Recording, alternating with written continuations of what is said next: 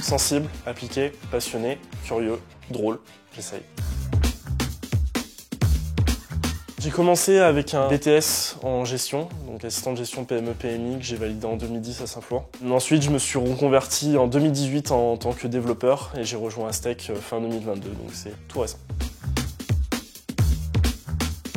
Ma reconversion en tant que développeur. Après, au niveau plus personnel, ça a surtout été les événements caritatifs que j'ai pu faire, que ce soit en commentateur ou même carrément sur scène.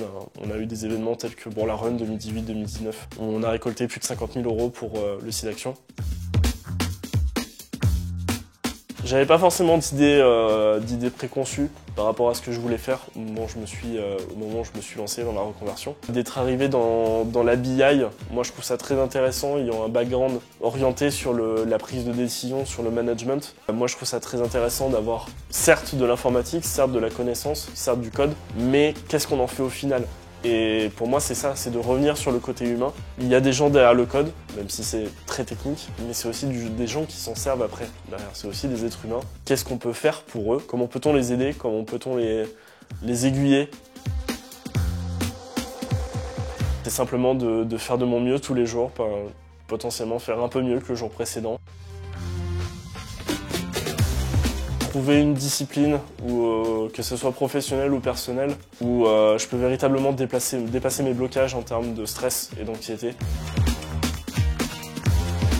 Je pense au-delà des événements caritatifs, ça a été mes rencontres avec un influenceur qui s'appelle Mister MV, que j'ai pu rencontrer plusieurs fois sur les événements caritatifs. Et on a un peu une relation, on va dire, spontanée, parce que je le suis depuis très longtemps, et il se souvient de moi. D'avoir quelqu'un qui remplit des salles de spectacle comme Bercy ou l'Olympia, et qui vient vous taper la bise naturellement, c'est quelque chose de très particulier, c'est perturbant un petit peu.